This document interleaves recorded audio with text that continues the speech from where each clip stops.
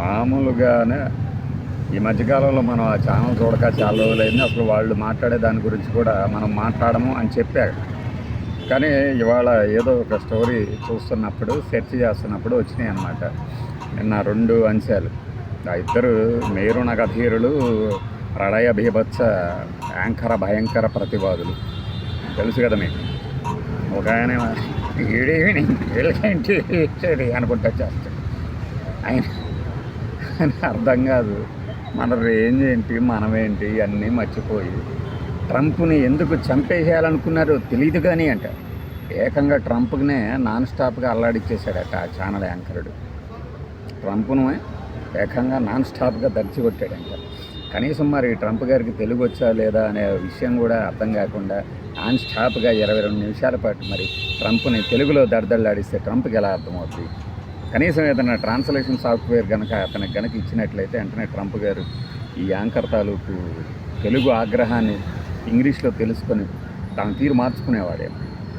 ఏం చెబుతాడంటే ఆయన అసలు ఇష్టం వచ్చినట్టు మాట్లాడేస్తున్నారు. అసలు భారతదేశ ట్రంప్ నువ్వు డర్టీ, మేం కాదు డర్టీ అనుకుంటూ ఏదో ఆ యొక్క సెంటిమెంట్ని రెచ్చగొట్టేసి చాలామందిని ఇండియా వాళ్ళని అవమానిస్తున్నాడు. ట్రంప్ అనగానే ట్రంప్ని తిడితే వాళ్ళందరి దృష్టిలో ఈయన హీరో అయిపోతాడు కదా.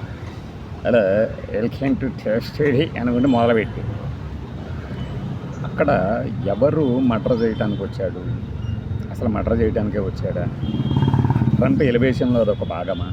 ఈ స్టోరీలన్నీ చూడాలి కదా. ఎందుకంటే మనకి పడనే ప్రత్యర్థి నాయకుల మీద కులకరాళ్ళు, కోడికత్తులు వస్తేనేమో కుట్రైపోతుంది. ఇది వాళ్ళే చేస్తున్నారు. ట్రంప్ గురించి మాత్రం అసలు ఎందుకు చంపాల్సి వచ్చిందంట. అక్కడికి ఆల్రెడీ చచ్చిపోయినట్టు ట్రంప్ గారు. ఏదో మన చేతిలో మైక్ ఉంది ఇచ్చేయమన్నారు, 1 గంట నీకు వదిలేశారని చెప్పేసి తెగదున్ని కామెడీ సాగు చేశాడు. కామెడీ సాగు అంటే హాస్యపు వ్యవసాయం చేస్తాడు ప్రతిరోజు సాయంత్రం ఆయన. అందులో ట్రంప్కి వార్నింగ్ అంటే అసలు మామూలు విషయం కాదు. ప్రపంచం మొత్తం ఆ యాంకర్ గురించి తెలిసిపోయి ఉంటుంది. ఈ దెబ్బకి వణికిపోతూ ఉండంటారు. వామ్మో దయచేసి మా గురించి చర్చ పెట్టొద్దని చెప్పండి ఆయనకి అని ఇజ్రాయెల్ అధినేత నెతన్యాహు కానీ, బీబీ కానీ, రష్యా అధ్యక్షుడు పుతిన్ కూడా, ఇంకా వీలైతే మిగిలిన రాష్ట్రాల ఆస్ట్రేలియా కానీ, కెనడా కానీ వీళ్ళందరూ కూడా దయచేసి మేము చేస్తున్న తప్పుల గురించి ఆయనకు తెలియకుండా ఉంచండి. ఏదో రకంగా వాళ్ళ దాకా వెళ్లకుండా వాళ్ళ ఛానల్లో మాత్రం నా గురించి మాట్లాడితే భద్రత ఉండదని చెప్పండి అని కూడా రాయబారాలు పంపిస్తారు ఐక్యరాజ్య సమితి ద్వారా. ట్రంప్ విధానాల గురించి ప్రశ్నించే ముందు మనం అవలంబిస్తున్న విధానాలు ఏందో కూడా తెలియాలి కదా. అది వదిలేసి ట్రంప్ మనల్ని అన్నాడు, దానికి స్పందించాల్సిన కేంద్ర ప్రభుత్వం స్పందించకుండా ఉంటే ఈయన ఒకడు బయలుదేరాడు అనమాట. మన భారతదేశ ప్రభుత్వం కూడా స్పందించలేదనే చెప్పాలి అంటే, లేదనే చెప్పు. నువ్వు తెలుగులో చెప్తావు కదా, నీ స్పందన చూసి ఆయన ఏమైనా మార్చుకుంటాడని. దాని తర్వాత 9ంటికి ఇంకొకటి బయలుదేరుతాడు. జగన్మూర్తి అన్నమాట తను ఏదో అనుకుంటాడు, ఎక్కడో మొదలు పెడతాడు, ఎక్కడికో తీసుకెళ్తాడు. బూతులు వెంటాడుతున్నాయి, కేసుల మీద కేసులు. ఇప్పుడేమో ప్రజాస్వామ్యం గురించి మాట్లాడుతున్నారు, పత్రికా స్వేచ్ఛ గురించి మాట్లాడుతున్నారు. అప్పట్లో అసలు ప్రశ్నించిన వాడిని లాకప్లో వేయటం, లాకప్ డెత్తులు, లోపల చంపేయడాలు అంటే 2019-24 మధ్యలో లాకప్ డెత్తులు నమోదైనాయి ఆంధ్రప్రదేశ్లో. అది కూడా ఇలా సోషల్ మీడియాలోనూ ఎక్కడో ప్రశ్నించిన వారిని లాకప్లో వేసి చంపేశారా? ఇంతకన్నా బ్లంట్ ఆరోపణ ఏముంటుంది? మరి అప్పట్లో హైకోర్టులు, కోర్టులు చాలా యాక్టివ్గా ఉన్నాయి కదా. వెంటనే ప్రశ్నించే వాడిని మీరు ఎలా అరెస్ట్ చేస్తారు, 41 CRPC నోటీస్ ఇవ్వండి అని చెప్పేసి ఎంతమందికి ఇచ్చినాయి అట్లా స్వేచ్ఛ. మరి ఇప్పుడేమో చాలా చక్కగా ఎవరిని ప్రశ్నించినా కూడా జస్ట్ కర్నూలు నుంచి హైదరాబాద్ దాకా వచ్చి తీసుకెళ్ళి మాట్లాడేసి పంపిస్తున్నారు కదా. ఇది కరెక్ట్ స్వేచ్ఛ, ఇది కరెక్ట్. లాకప్ డెత్తులు చేస్తున్నారు.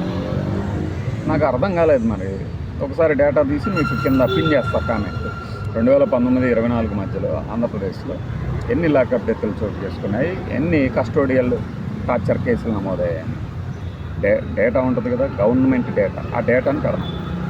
ఇతగాడి సత్యాలేందో అసత్యాలేందో తెలిసిపోతాయి. వీడెవడో కేకలు పెడుతున్నాడు ఇక్కడ. అదనమాట. ఇంకో అంటే ఈ రెండింటి గురించి ఎందుకు ఇప్పుడు మాట్లాడాలి అంటే, 3 రోజుల క్రితమే సమస్యను గుర్తించినా ఎందుకు మీరు చర్యలు తీసుకోలేదు. ప్రజలని ప్రభుత్వాన్ని కావాలని ఇబ్బంది పెడితే సహించను. ఇది ప్రభుత్వ అధినేత తాలూకు హెచ్చరిక. నిన్న రాత్రే వచ్చింది చంద్రబాబు నాయుడు గారు.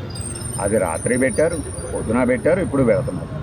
సమస్య ఏమిటి అంటే ఏదో చెప్తున్నారు, సరఫరా గొలుసు సప్లై చైన్ దెబ్బతిన్నది, అందుకని పెట్రోల్ రావట్లేదు. వాళ్ళేమో డబ్బులు అడుగుతున్నారు, డబ్బు ఇస్తేనే పెట్రోల్ పోస్తామంటున్నారు, లేకపోతే లేదంటున్నారు, అందువల్ల మేము ఇవ్వట్లేదు. అంటే ఈ క్రెడిట్ డెబిట్ అనేది డీలర్లకి, బంకు యజమానులకి, వాళ్ళకి సంబంధించిన సమస్య. క్రెడిట్ ఇచ్చి మీరు పోపించుకోండి అనడం కరెక్టా కాదా అంటే ఆ రెండు సంస్థలు లేదంటే ఆ రెండు ప్రతినిధి వర్గాలని కూర్చోబెట్టి మాట్లాడితే చెప్తారు సాధక బాధకాలు. అంతేగాని ఇదేదో ప్రభుత్వం మీద చేస్తున్న కుట్ర కాబట్టి మేము ఊరుకోను అంటే కుదరదు కదా. దాని గురించి కూలంకషంగా ఏదన్నా చర్చ పెట్టచ్చు కదా.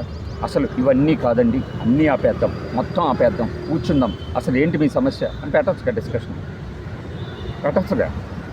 ఒక డీలర్స్ అసోసియేషన్ని పెట్రోల్ బంకుల దగ్గర నుంచి, ఒక బంకుల అసోసియేషన్ నుంచి ఒకళ్ళని, డీలర్స్ నుంచి ఒకరిని కూర్చోబెట్టేసి అన్నీ మర్చిపోదాం, మొత్తం చర్చిద్దాం అనొచ్చు కదా. అది వదిలేసేసి ఊరికి బెదిరిస్తే అయిపోద్దా. రాత్రే చెప్పాం కదా, అది మెల్లిగా ఖమ్మం దాకా వచ్చింది. కూకట్పల్లి హైదరాబాద్లో కూడా ఏదో బంకు దగ్గర పెట్టారట. ఆ తాత్కాలికంగా పెట్టాడా, తర్వాత మళ్ళీ ఓపెన్ చేస్తాడనేది పక్కన పెట్టాడు. ఎంత సమస్య ఉన్నది అనేది మన మిత్రులు కింద కామెంట్లు పెడుతుంటేనే అర్థమవుతుంది. 100 రూపాయలే ఇస్తాము, డీజిల్కి 500కే పోస్తాము అంటున్నారంటే రేషన్ ఎందుకు పెడుతున్నారు? షార్టేజ్ ఎందుకు పెడుతున్నారు? పోనీ ఎక్కువ రేటు పెట్టి అమ్ముతున్నారా? అమ్మే చోట పట్టుకోవాల్సిందే. ఎందుకు అమ్ముతున్నారు ఎక్కువ రేటుకి? ఏంటి సమస్య? ఇది ప్రభుత్వం కమిటీలు వేస్తూ కూర్చుంటే కాదు. మంత్రులు, ఎమ్మెల్యేలు వాళ్ళ నియోజకవర్గాల్లో తిరిగితే ఒక్కరోజు తిరిగితే బంకుల దగ్గరికి వెంటనే అర్థమవుతాడు గవర్నమెంట్ యాక్టివ్గా ఉంది. ఈ దిశగా ఏమన్నా ఈ ఇద్దరు యాంకర్లు ఏమన్నా ఇచ్చారా సలహాలు? ఒకళ్ళేమో ట్రంప్కి వార్నింగ్ ఇస్తారు, ఒకళ్ళేమో వైఎస్ఆర్సీపీకి వార్నింగ్ ఇస్తారు. ఇంకా జనాలకు వార్నింగ్లు ఎవరు ఇస్తారు? అందరు ఇచ్చేవాడు, మాట్లాడేవాడికి ప్రతివాడు వార్నింగ్ ఇస్తారు. అవన్నీ కాదు. బంకుల యాజమాన్యాలు మొత్తం మళ్ళీ చూస్తేనేమో 10% మాత్రమే పెడుతున్నారు. 4000 పెట్రోల్ బంకులు, డీజిల్ బంకులు ఉంటే 10% అంటే 400 మందే అంటారు, 400 బంకులే అంటారు. మరి 400 బంకులే ఉంటాయి, మిగిలిన బంకుల దగ్గరికి వెళ్తారు కదా. అప్పుడు సమస్య ఎందుకు వస్తుంది? కింద మన వాళ్ళు కామెంట్లు పెడుతున్నారుగా, ఎక్కడికి వెళ్ళినా ఇదే పరిస్థితి అన్నా అని. మరి వాస్తవ పరిస్థితులు మొన్న ఆయన ఎవరో పెడుతున్నాడు, పశ్చిమ బెంగాల్లో వెళ్ళి మీరు వాస్తవ పరిస్థితులు తెలుసుకొని మాట్లాడండి, లేకపోతే ఓపెన్గా యాంటీ బీజేపీ అని చెప్పుకొని ఫైట్ చేయండి. ఎవరి మీద ఫైట్ చేయాలి, ఎందుకు ఫైట్ చేయాలి? మాకేం అవసరం ఫైట్ చేయాల్సిన అవసరం. GST 2.0 అని చెప్పేసి తగ్గించారన్నారు. తగ్గిందో లేదో మాకు తెలుసు, ఈ కామెంట్ పెట్టినోడికి తెలియదా తగ్గిందో లేదో? దీనికి మళ్ళీ ఫైట్ చేయాలా? దీనికి మళ్ళీ యాంటీ బీజేపీ కావాలా, యాంటీ కాంగ్రెస్ కావాలా? ఎప్పుడు చెప్పాడు పార్టీలకి యాంటీగా ఫర్గా ఉండాలని? నీ వస్తువు మీద ఉత్పత్తి రేటు తగ్గిందో లేదో నీకు తెలియదా? అది చెప్పితే పలానా పార్టీ వాడైపోతాడా? అలానే బంకులకు సంబంధించి కదా ఏ ఇష్యూ అయినా సరే క్షేత్రస్థాయిలోనే తిరగాలంటే ప్రభుత్వం చూసుకోవాలి. ఈ వీటిని వదిలేసేసి ఏ ట్రంప్ నీకు వార్నింగ్ ఇస్తాను, ఏ జగన్ నిన్ను ఎరగదీస్తాను అంటే కుదరదమ్మా. ఈ ఇష్యూ గురించి, ఆంధ్రప్రదేశ్లో ఉన్న ప్రస్తుతం ఇష్యూ గురించి ఈ ఛానల్ ఎప్పుడు చూపిస్తుంది? వెయిట్ చేస్తాను.